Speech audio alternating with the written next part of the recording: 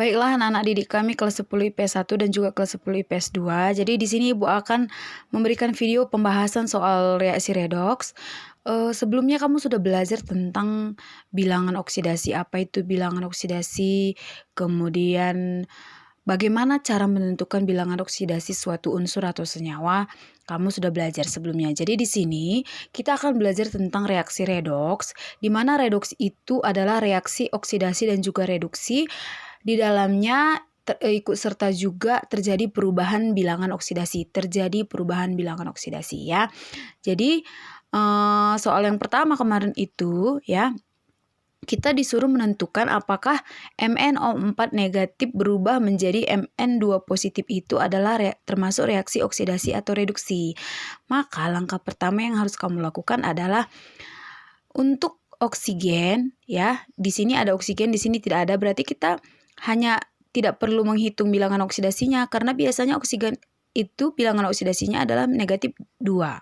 Nah, karena bilangan oksidasi oksigen itu adalah negatif 2, maka bisa kita rumuskan seperti ini. X itu adalah bilangan oksidasi dari si Mn. Kemudian O tadi bilangan oksidasinya negatif 2. Karena di sini O itu sebanyak 4, maka kita buat 4 dikali negatif 2 sama dengan negatif 1. Kenapa negatif 1 di sini? Karena ini muatan MnO4 adalah negatif 1. Ya, maka kalau kita selesaikan, ini adalah persamaan matematika. X tambah 4 kali negatif 2 negatif 8 sama dengan negatif 1. Maka ini bisa kita tuliskan X sama dengan negatif 1. Ini pindah ruas ke sebelah kanan menjadi negatif 1 tambah 8 sama dengan positif 7. Ya. Jadi di sini bilangan oksidasi Mn adalah positif 7. Di sini bilangan oksidasi Mn jelas positif 2. Dari positif 7 menjadi positif 2 itu kan terjadi penurunan. Karena dia turun sebanyak 5, maka ini adalah reaksi reduksi. Karena bilangan oksidasi Mn turun dari positif 7 menjadi positif 2, maka reaksi tersebut adalah reaksi reduksi. Ya. Nanti Ibu akan post ini pembahasannya ke Google Classroom. Silakan nanti kamu pelajari ya.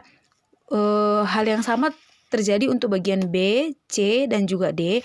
Untuk bagian yang kedua itu kita disuruh menentukan apakah reaksi itu adalah reaksi reduksi, termasuk reaksi redoks atau bukan. Nah, jadi tadi Ibu sampaikan bahwa reaksi redoks itu ciri khasnya adalah terjadi penurunan atau kenaikan bilangan oksidasi. Jadi kalau bilangan oksidasinya tetap, maka itu bukan reaksi redoks ya.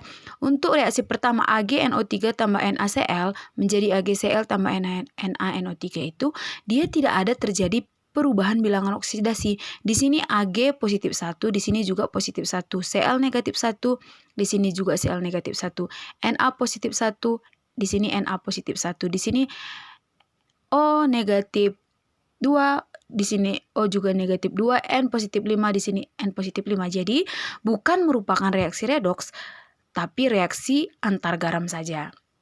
Ya, kemudian yang terakhir itu adalah 2HCl tambah Zn menjadi ZnCl2 tambah H2. Di sini jelas-jelas terjadi kenaikan atau penurunan bilangan oksidasi. Kenapa? Karena di sini bilangan oksidasi Cl negatif 1, di sini Cl tetap negatif 1, kemudian H itu adalah positif 1, dan di sini 0. Jadi dari positif 1 menjadi 0 itu turun sebanyak 1. Itu adalah reaksi reduksi. Kalau ada reaksi reduksi pasti ada reaksi oksidasi. Oksidasinya yang mana? Di sini Zn. Zn bilangan oksidasinya 0, di sini Zn bilangan oksidasinya positif 2. Sehingga terjadi kenaikan biloks dari 0 menjadi positif 2.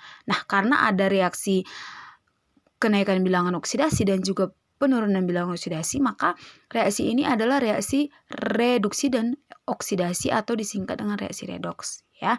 Demikian pembahasan Ibu. Nanti akan Ibu post, silakan kamu ulang-ulang sampai paham.